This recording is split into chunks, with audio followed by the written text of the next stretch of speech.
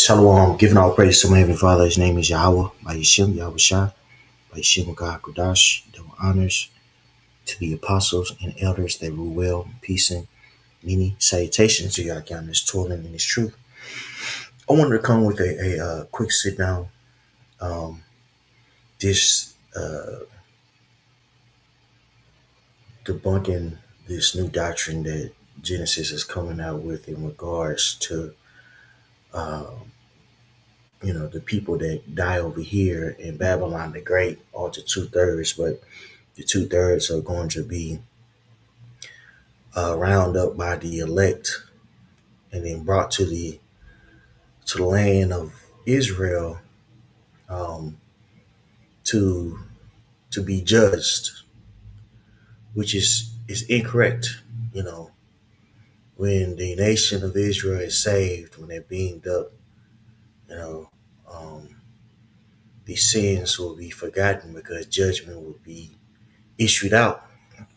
Now, when you read this in Zechariah, the 13th chapter, around the second verse, they make the argument that the land here uh, is talking about the nation of Israel. Well, we know Israel is a people, and Jerusalem is a people before a place. So that land is not necessarily talking about the land of Israel or the nation or Jerusalem per se, but it's talking about the people. Okay, and you can simply dispel this by just reading, you know. And they brought this out. They brought this out here um, in Isaiah 28, the 10th chapter, and I'm going to read it too, because, if you notice with their breakdown, they didn't read the full chapter in Zechariah, you know. So this is Isaiah 20 and 10. For precept must be upon precept, precept upon precept, line upon line, line upon line, here a little and there a little, right? So you have to read the full chapter to get understanding of what's being said here, because this is talking about the latter days. It's not talking about in the land of Israel. So let's start at the top. It says, uh, Zechariah 13:1. In that day, excuse me, there shall be a fountain open to the house of David and to the inhabitants of Jerusalem, for sin and for uncleanness. And it shall come to pass in that day, saith Yahweh of hosts, that I will cut off the names of idols out of the land, and there shall no more be remembered. And also I will cause the prophets and the unclean spirit to pass out of the land. And what land is it talking about? It's talking about the land or the people of Israel. Okay, because the people of Israel has been scattered. All right, upon them being returned back to their land, judgment will ensue. Right, the elect will be found. Right, and there will be no more sin in the land or in the people. Okay, let's go to Jeremiah 30. Jeremiah 30. Um, we can start at the top, but I start. I started. Matter of fact, I started 3. Jeremiah 30:3. For lo, the days come, saith Yahweh, that I will bring again the captivity of my people Israel and Judah, saith Yahweh, and I will cause them to return to the land that I gave to their fathers, and they shall possess it. So we've been scattered abroad, and we will return back into the land, right? But upon us turning back to the land, judgment will ensue, right? Let me refine it. The elect will return back into the land, right? But before that, judgment will ensue. Okay, 2/3 of our people, will be destroyed. right over here in Babylon the Great and abroad. Okay, only the righteous will be saved. Okay, and these are the words that Yahweh spake concerning Israel and concerning Judah. For thus saith Yahweh, we have heard a voice of trembling, of fear, and not of peace. Ask ye now and see whether a man doth travail with child. Wherefore do I see every man with his hands on his loins as a woman in travail, and all faces are turned into paleness. Alas, for that day is great, so that none is like it. It is even the time of Jacob's trouble, but he shall be saved out of it. So yes, it's going to get very bad out here, right? It's going to be a time like no other. Perils, pestilence, famine, all right?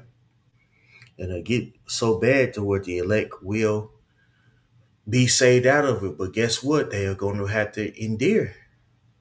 The righteous will be scarcely saved, right? We're going to have to individually hold on to our faith in order for us to receive that salvation. Okay?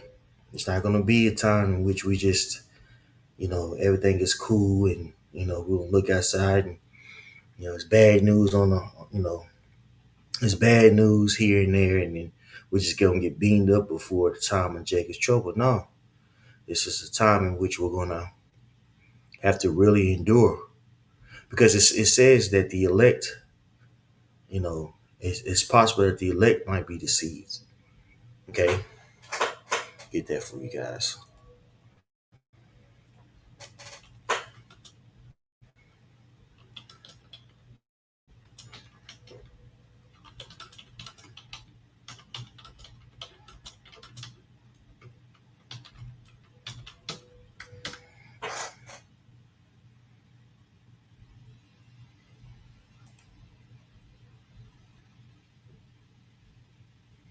Right, Matthew 24:24.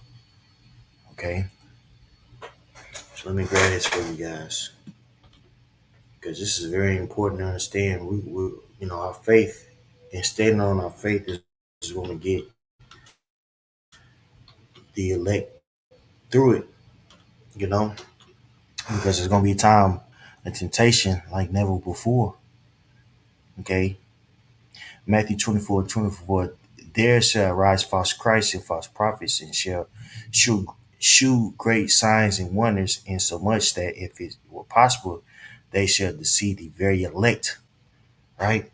So with this new technology that they're coming out with, how they're going to intertwine man with machine. It's going to uh, have a lot of people in awe, especially when they make it mandatory for biometrics to be implemented into a society, right? And that ultimate form of biometrics is what that sea hill, man. It's gonna come out with a lot of signs, a lot of wonders that could possibly deceive the elect. That what does that mean? What that means is gonna be temptation. Okay, it's gonna be temptation in the land of Israel or in the people of Israel. Okay, it's gonna be a time of Jacob's trouble, right? But this is speaking on the land. This is speaking on, aka the people. Okay, all right, and we'll prove that.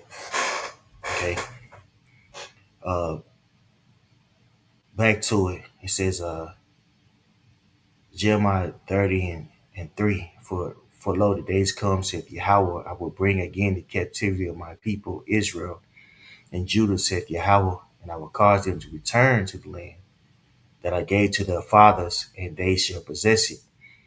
And these are the words that Yahweh spake concerning Israel and concerning Judah. For thus said Yahweh, we have heard a voice trembling, of fear and not of peace. Ask ye now, and see whether a man doth travail with child.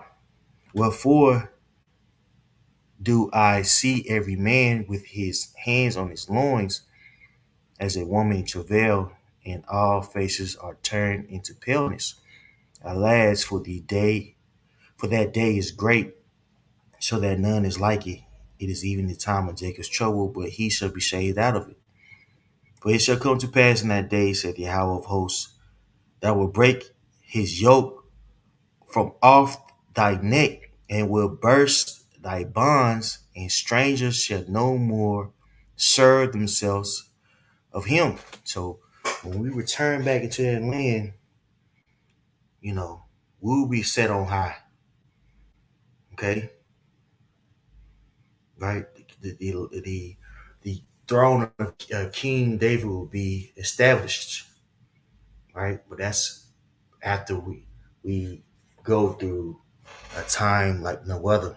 And yes, the elect will be saved out of it, but there's still a level of temptation and testing that the elect will go out will have to endure. Okay, right? But they shall serve Yahweh their power, and David their king, whom I will raise up unto them. Therefore fear not thou, O my servant Jacob, said Yahweh, neither be dismayed, O Israel. For lo, I will save thee from afar, and thy seed from the land of their captivity. And Jacob shall return and shall be in rest and be quiet, and none shall make him afraid.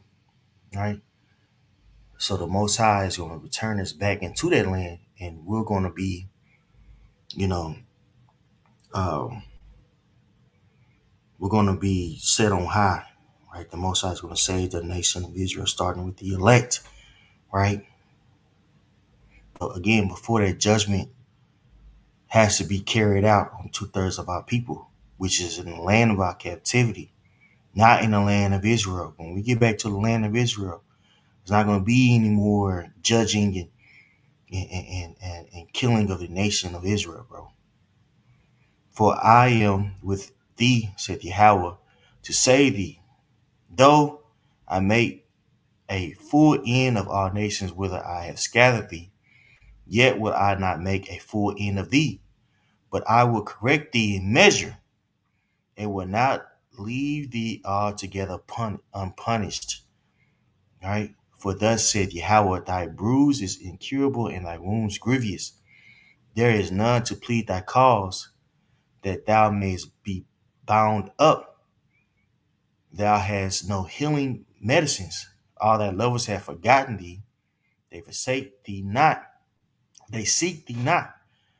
For I have wounded thee with the wound of an enemy, with the chastisement of a cruel one, for the multitude of thy iniquity, because thy sins were increased. Right? So the Most High is going to send strong judgment, and has sent strong judgment on us because of our wickedness as a nation. Right? But the elect are going to return back, right? And be restored, right? And the ultimate sign of being restored is being brought back into the land, right? Judgment has to happen before we are entered into that land. Because when we enter into the land, it's not going to be any more judgment. There's not going to be on any more, destruction of the nation of Israel. So you read this in Zechariah, right? Um, read this in Zechariah, the 13th chapter. It's talking about the people, right? Jerusalem is a people before a place. Okay, and we're gonna continue in this Zechariah 13th chapter. I just wanted to prove what I'm trying to convey by Jeremiah the 30th chapter. Verse 15, why criest thou for thine affliction? Thy soul is incurable for the multitude of thy iniquity, because thy sins were increased. I have done these things unto thee.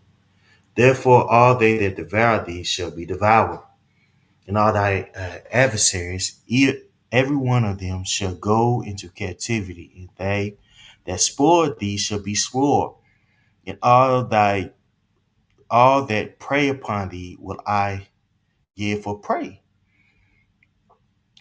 Right? So all these nations that had destroyed us, they would be set under captivity,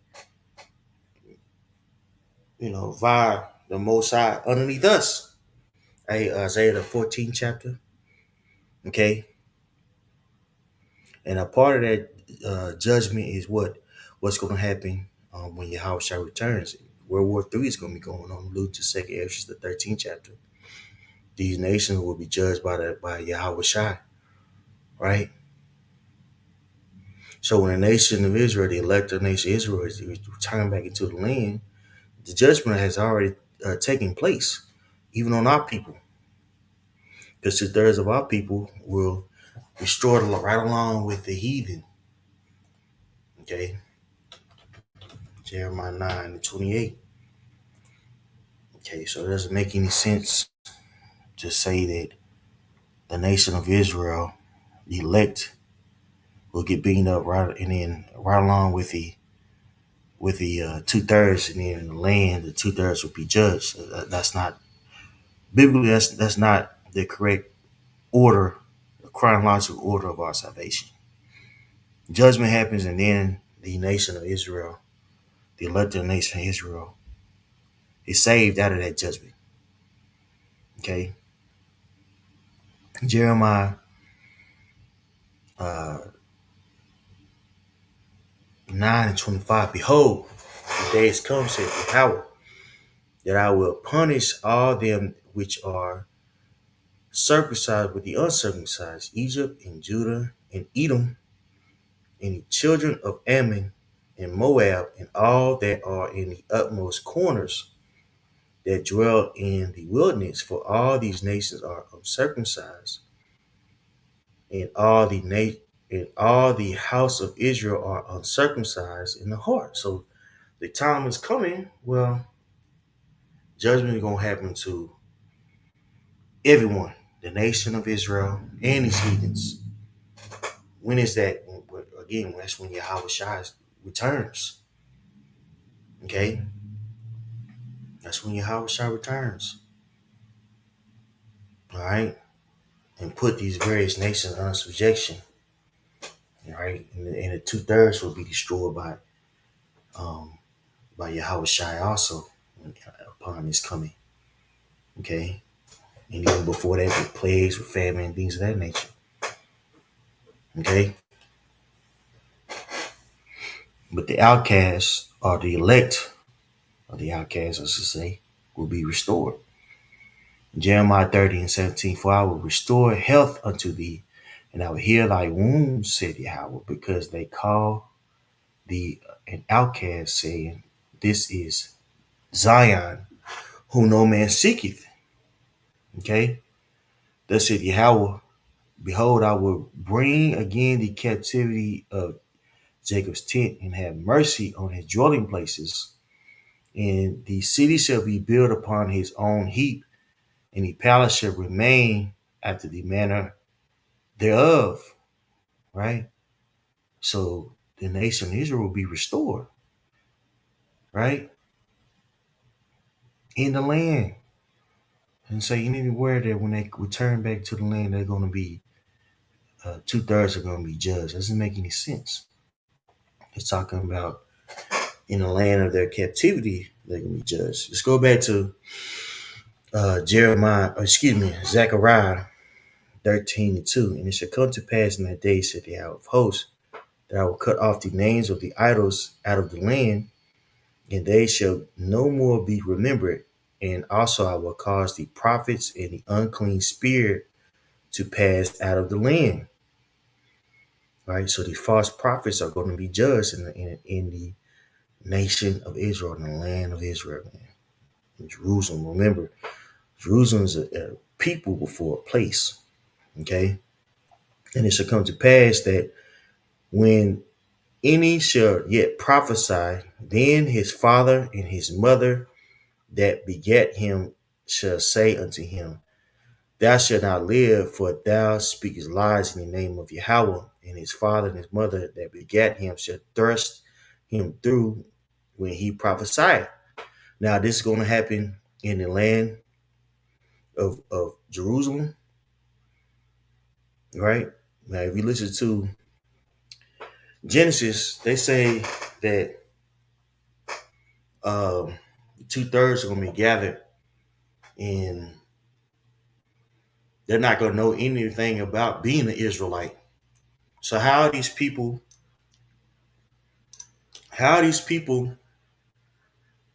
going to begin prophesying? Okay, that doesn't make any sense. They're gonna start prophesying in Jerusalem, even though they didn't know anything about being an Israelite. Okay, so that doesn't make any sense. Okay, uh, and it shall come to pass in that day that the prophet shall be ashamed every one of his vision when he hath prophesied. Neither shall they wear a rough garment to deceive. Right, so the false prophets are going to be ashamed because a lot of people are going to start coming up against them. Right, especially when things get rough out here. Okay. And where's the majority of prophecy going on? Where? In this land. Okay. Right. But he shall say, I am no prophet, I am no husbandman. For a man taught me to keep cattle from my youth. And a lot of people who are prophets now, they're gonna give up. They're gonna denounce being an Israelite, man. It's not gonna be cute to be a Hebrew Israelite no more. A lot of people are gonna quit. Okay? This is what this is talking about. Here in Babylon the Great. Okay? And one shall say unto him, What are the wounds in thy hands? Then he shall answer, Those with which I was wounded in the house of my friends. Awake, O sword, against my shepherd and against the man that is my fellow, said Yahweh of hosts. Smite the shepherd, and the sheep shall be scattered, and I will turn my hand upon the little ones. Now, who is this talking about? Who is this shepherd? This shepherd is talking about Yahweh, right? Yahweh uh, was crucified for us, and the sheep, the Israelites, were dispersed throughout the land. They were scattered. Okay, they were scattered. He said, "And I will turn my hand upon the little ones." That means they will be gathered back.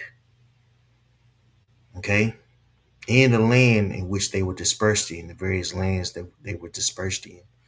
And what we just read in Jeremiah the 30th chapter. To prove this, we go to Matthew 26. I believe it's 31. Yes, sir. It's 31. Matthew 26 and 31. Thus saith Yahweh of hosts. Excuse me. Thus saith Yahweh Shai unto them. Thus saith Yahweh Shai unto them. All ye shall be offended because of me this night, for it is written, I will smite the shepherd, and the sheep of the flock shall be scattered abroad. Right? Right? So Yahweh Shai was you know, was spitting here, was crucified, and the flock was scattered abroad, right? His disciples, right? And ultimately, right, the nation of Israel, because what happened, after he died, what, around 33 AD, roughly 40 years later, in 70 AD, the nation of Israel was scattered abroad. Okay. But with that great awakening, okay, now we're standing on our feet. And now, guess what? Judgment had to commence on the nation of Israel, and also, you know, the heathen. Okay, this is very important to understand. Okay, it's not. It can't be talking about the judgment in the land of Israel if we've been scattered abroad. Okay, and it shall come to pass that in all the land, saith Yahweh, 2/3, excuse me, 2 parts therein shall be cut off and die, but the third shall be left therein. Right? And I will bring the third part through the fire, and will refine them as silver is refined, and will try them as gold is tried. They shall call on my name, and I will hear them, and I will say, it is my people. And they shall say, Yahweh is my power. Right? So when 2/3 are cut off, that 1/3, right, will be called on the name of Yahweh by Shem Yahshua and be saved. Okay? They're going to be saved, man. All right? And they're going to be entered back into their land. It doesn't say anywhere when that land, when Israel enters to their land, that 2/3 has to be cut off. No, that are 2/3 will be beamed up. That doesn't make any sense. All right? Judgment is going to ensue on the 2/3 of our people. Okay? Right? But the elect will be saved and brought back into the land. Okay? Jeremiah 50:19. I will bring Israel again to his inhabitation, and he shall feed on Carmel and Bashan, and his soul shall be satisfied upon Mount Ephraim and Gilead. In those days, and at that time, saith Yahweh, the iniquity of Israel shall be sought for, and there shall be none. So when Israel returns back into the land, there's not going to be any more wickedness, right? They're not going to be able to see it. Why is that? Because judgment has already taken place. Okay, any sins of Judah, and they shall not be found, for I will pardon them, whom I reserved. And who's going to be reserved? The elect. So when elect entering back into that land, there's not going to be any more wickedness. Okay, not going to be any more wickedness, man. All right. So that being said, prayers edifying for y'all, giving praise to my Heavenly Father's name is Yahweh, by Yeshem Yahweh Shai, by Yeshem Kakadash. Shalom.